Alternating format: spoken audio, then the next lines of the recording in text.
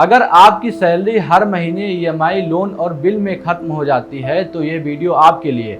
आज हम fact, RBI के आंकड़े और एक सच्ची कहानी के जरिए समझेंगे कि ईएमआई ट्रैप क्या होती है, कैसे लोग फंस जाते हैं इसमें, इससे बचकर आर्थिक आज़ादी से कैसे हासिल की जा सकती है। पूरी कहानी को इस वीडियो में समझेंगे।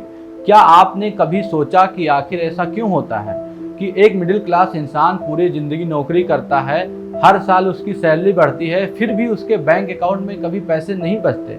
महीने की पहली तारीख को सैलरी आती है और कुछ घंटों में ऐसा लगता है किसी ने पूरा अकाउंट खाली कर दिया।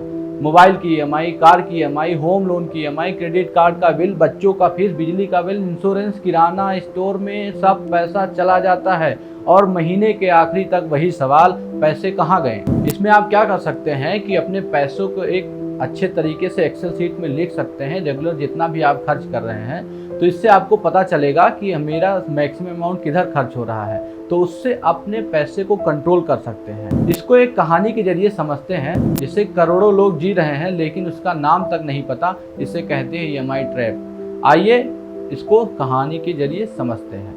राहुल नाम का एक लड़का साधारण मिडिल क्लास का लड़का था। कॉलेज खत्म हुआ, नौकरी मिली और पहली सैलरी उसके अकाउंट में आई।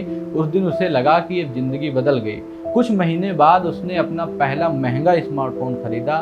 दुकानदार ने कहा सिर्फ 3000 की ईएमआई है। राहुल ने सोचा 3000 की ईएमआई कुछ नहीं होता, ये तो बहुत कम लगता है। फिर वो फ़ोन घर पे खरीद लाया। कुछ महीने बाद उसने बाइक भी ले ली और ऑफिस में देखा कि दोस्तों के पास तो कार है। उसे लगा अगर मेरे पास कार नहीं होगी तो लोग क्या सोचेंगे।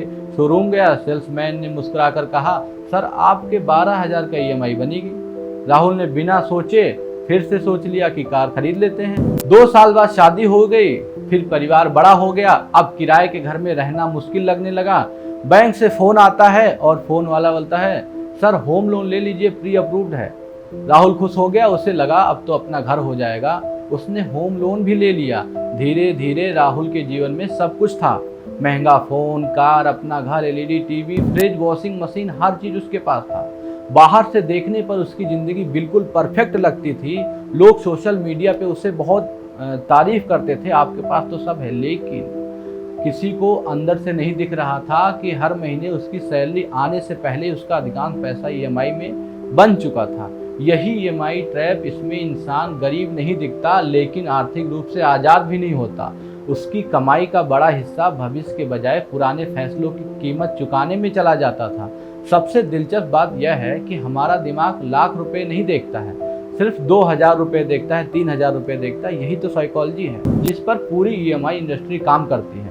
आज सोशल मीडिया ने इस समस्या को और बड़ा बना दिया। इंस्टाग्राम खोलिए, कोई नई कार दिखा रहा है, कोई विदेश घूम रहा है, कोई नया आईफोन दिखा रहा है। धीरे धीरे हमें लगने लगता है कि अगर हमारे पास भी यही सब नहीं है तो ज़िंदगी में हम पीछे हैं।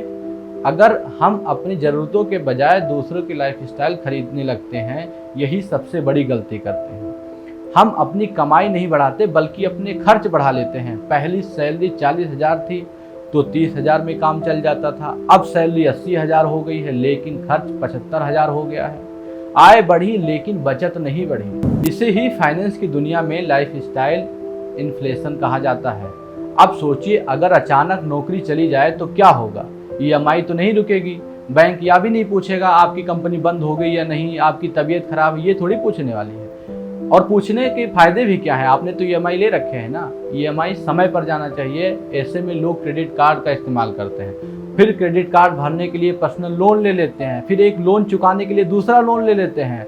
अब धीरे धीरे वो ऐसे सर्कल में फंस जाते हैं जहां वो सिर्फ कर्ज चुकाने के लिए काम कर रहे होते हैं। ध्यान रखिए, ईएमआई अपने आप में बुरी चीज़ नहीं है। अगर आप घर खरीद रहे हैं, अपनी पढ़ाई में निवेश कर रहे हैं या ऐसा लोन ले रहे हैं जिससे भविष्य में आपकी आय बढ़े, तो वो समझदारी हो सकती है। लेकिन सिर्फ दिखावे के लिए हर चीज़ ईएमआई पर खरीदना, धीरे धीरे आर्थिक दबाव बढ़ सकता है। और अगर इस जाल से बचना है तो सबसे पहले अपनी ज़रूरत, जैसे हर नई चीज़ खरीदने से पहले खुद से पूछिए क्या मुझे सच में इसकी ज़रूरत है या सिर्फ मैं दूसरे को देखकर खरीद रहा हूँ। अपनी आय का हिस्सा हमेशा बचाइए। कम से कम 6 महीने का इमरजेंसी फंड बनाइए। कोशिश कीजिए कि आपकी कुल ईएमआई आपकी मासिक आय के लगभग 30 से 35% हो। और उससे महत्वपूर्ण बात यह है कि अपनी कमाई बढ़ाने का काम कीजिए। नई स्किल सीखिए, साइड इनकम बनाइए जैसे कि मैं बना रहा हूँ। और निवेश करना सीखिए। याद रखिए, अमीर बनने का मतलब सिर्फ महंगी कार या बड़ा घर खरीदना नहीं होता है। असली अमीरी वह होती है, और यह सिर्फ एक एहसास नहीं है बल्कि आंकड़े भी यही बताते हैं।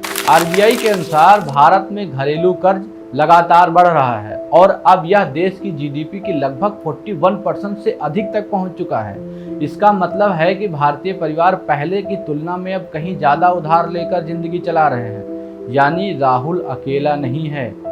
जो कहानी मैंने आपको शुरू में बताई, वो कहीं ना कहीं भारत के लाखों परिवार इस चीज़ से झेल रहे हैं। उसका सबसे बड़ा हिस्सा ईएमआई लोन की किस्तों में तय कर चुके होते हैं। यानी जैसे जैसे आपकी आय बढ़ती है वैसे वैसे आपकी लाइफ स्टाइल और खर्च भी बढ़ जाते हैं। तो नतीजा यह होता है कि सैलरी बढ़ने के बावजूद बचत लगभग वहीं की वहीं रह जाती है। एक और चिंता की बात यह है कि पिछले कुछ वर्षों में अनसिक्योर्ड लोन यानी पर्सनल लोन और क्रेडिट कार्ड पर लिया गया कर्ज बहुत तेजी से बढ़ रहे हैं। आसान डिजिटल लोन और बाई नाउ पे लेटर जैसी सुविधाओं ने लोगों के लिए उधार लेना काफी आसान बना दिया है। आरबीआई के आंकड़ों के अनुसार भारतीय परिवार की नेट फाइनेंशियल सेविंग कुछ साल पहले 47 वर्षों से निचले स्तर तक पहुंच गई थी। इसका मतलब ये है कि लोग बचत कम और उधार ज्यादा ले रहे हैं। आज मार्केटिंग भी इसी मनोवैज्ञानिक पे काम करती है। पहले विज्ञापन पूछते थे क्या आप इसे खरीद सकते हैं, अब सवाल होता है क्या आप इसकी ईएमआई दे सकते हैं। यही सोच लोगों को धीरे धीरे कर्ज के जाल की ओर ले जाती है। अमीर बनने का मतलब सिर्फ महंगी कार या बड़ा घर होना नहीं होता है। असली अमीरी तब होती है जब आपकी कमाई आपके लिए काम करे, ना कि आपकी पूरी कमाई सिर्फ ईएमआई भरने में निकल जाए। जिस दिन आपकी आय आपके खर्चों से तेजी से बढ़ने लगेगी, उसी दिन आपकी आर्थिक आज़ादी की शुरुआत होगी।